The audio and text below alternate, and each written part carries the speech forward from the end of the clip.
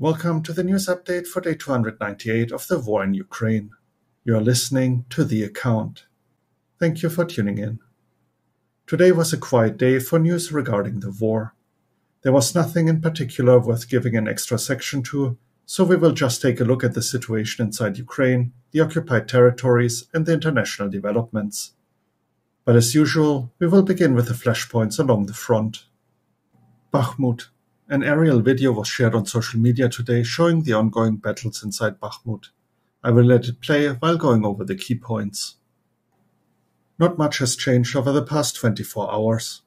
Russian military bloggers confirmed that Ukrainian defenders managed to push Russian units out of the residential areas in eastern Bakhmut and the garbage dump. Heavy battles continue around eastern Bakhmut, Opytne and Lysychivka.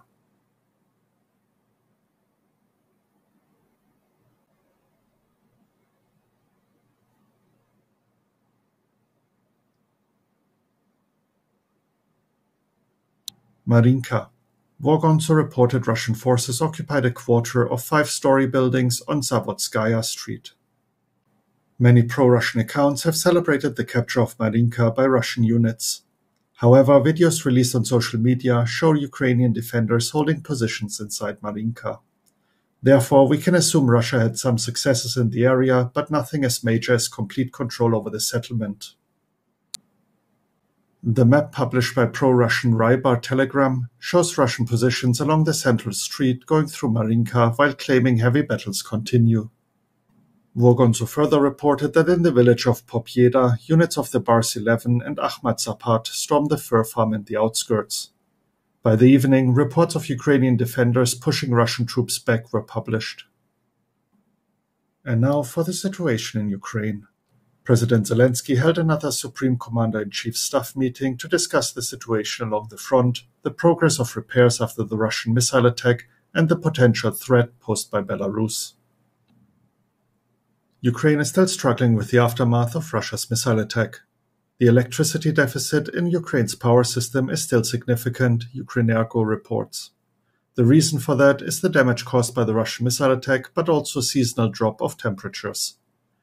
Meanwhile, in Kyiv Oblast, more than 600,000 people are still without electricity. On the other hand, according to the mayor of Kyiv, Vitaly Klitschko, the heating in Kyiv has been completely restored. In Kherson, Russian forces continue to fire on residential areas in the city center. Over the past day, 3 civilians were killed and 6 injured. The city has experienced almost daily shelling since the liberation on November 11th, and with the Dnipro River acting as a natural barrier, it is almost impossible to push Russian artillery out of range. Moving on to the occupied territories.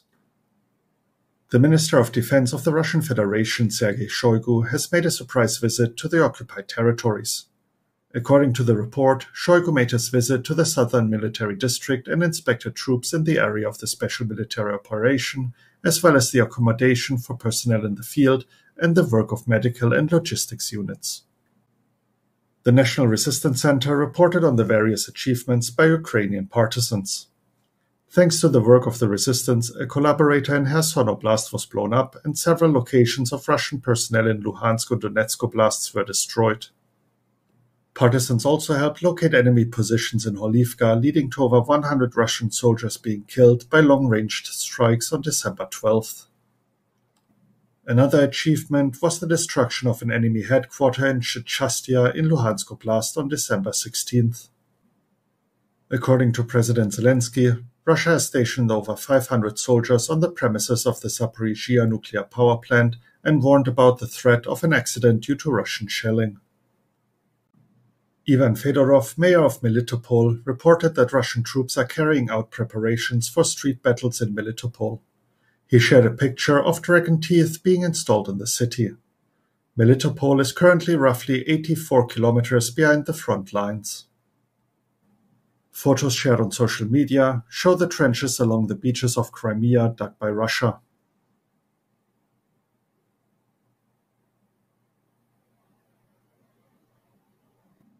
And to wrap up the news segment, the international developments. In its daily assessment, the Institute for the Study of War pointed out several important factors today. First, Russian President Vladimir Putin is trying to show himself as a competent wartime leader. This is one of the reasons for the meeting Putin held with his Minister of Defense, Chief of the General Staff, and generals. Russian propaganda is using the meeting to portray Putin as someone who is fully involved in the planning and conduct of the war. Most likely, this is to counter sharp criticism of Vladimir Putin following a series of military setbacks. Second, regarding the latest New York Times investigations, which we discussed on here yesterday as well, the researchers pointed out the flawed planning and assumptions of Russia's military. Russian units were expected to be able to capture significant Ukrainian territory with little to no Ukrainian military opposition. This is indicated by Russian command placing riot police in the spearhead of the invasion, even though the riot police is not able to conduct combined arms or mechanized warfare. Third, Russia is weaponizing invocations of the negotiation process to isolate Ukraine from partner support. The Kremlin likely seeks to use any ceasefire and negotiation window to allow Russian troops time to reconstitute and relaunch operations, thus depriving Ukraine of the initiative. Germany has opened its floating liquefied natural gas terminal in the North Sea port of Wilhelmshaven, marking a crucial milestone in its quest for energy independence from Russia.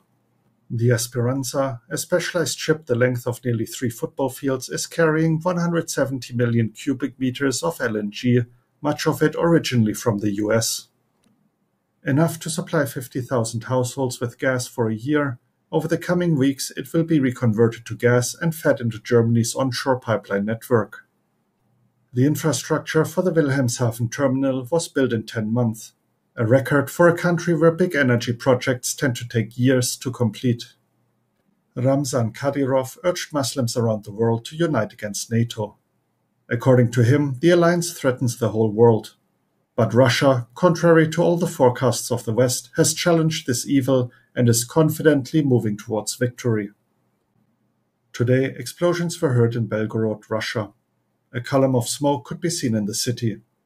The governor of Belgorod reported 4 apartment buildings, 14 private houses, and 9 cars were damaged, while 1 person was killed and 8 wounded. The commander of the Joint Forces of the Armed Forces of Ukraine believes the meeting between Russian President Vladimir Putin and Belarusian President Lukashenko will include discussions about a greater involvement of Belarus in the war against Ukraine, in particular ground warfare. And now for the daily intelligence updates, starting with the UK Ministry of Defence.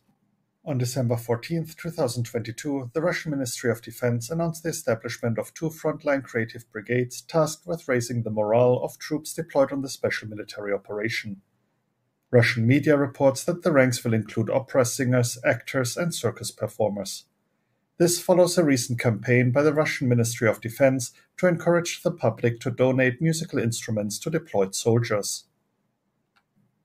Military music and organized entertainment for deployed troops have a long history in many militaries, but in Russia they are strongly intertwined with the Soviet-era concept of ideological political education. Fragile morale almost certainly continues to be a significant vulnerability across much of the Russian force. However, soldiers' concerns primarily focus on very high casualty rates, poor leadership, pay problems, lack of equipment and ammunition, and lack of clarity about the war's objectives. The Creative Brigade's efforts are unlikely to substantively alleviate these concerns. And finally, the evening update by the General Staff of Ukraine. The enemy is trying to restore the lost positions in the Liman direction. In the Zaporizhzhia direction, the enemy restores railway infrastructure to improve logistics support. The enemy concentrates efforts on conducting offensive actions in the Bakhmut and Avdiivka directions. In other directions, the enemy is conducting defense, concentrating its efforts on restraining the actions of units of the defense forces of Ukraine. Russia continues to use educational institutions in the temporarily occupied territory to cover its units. Thus, in some settlements of the Vasiliev district of the Zaporizhzhia region, the occupiers placed personnel in school buildings. At the same time, the educational process continues. Children attend educational institutions. Mobilization measures are ongoing in the temporarily occupied territory of Luhansk Oblast. Since December 5th of the current year, military commissariats have sent registration cards to all enterprises in the region. A similar situation is observed in the temporarily occupied territory of Donetsk Oblast. In the city of Holivka, employees of communal enterprises are subject to mobilization. And that wraps up today's report. In case one of the articles mentioned caught your interest, I included the links to all of them in the description. Thank you for tuning in to today's news report and have a great day. You were listening to The Account. Slava Ukraini.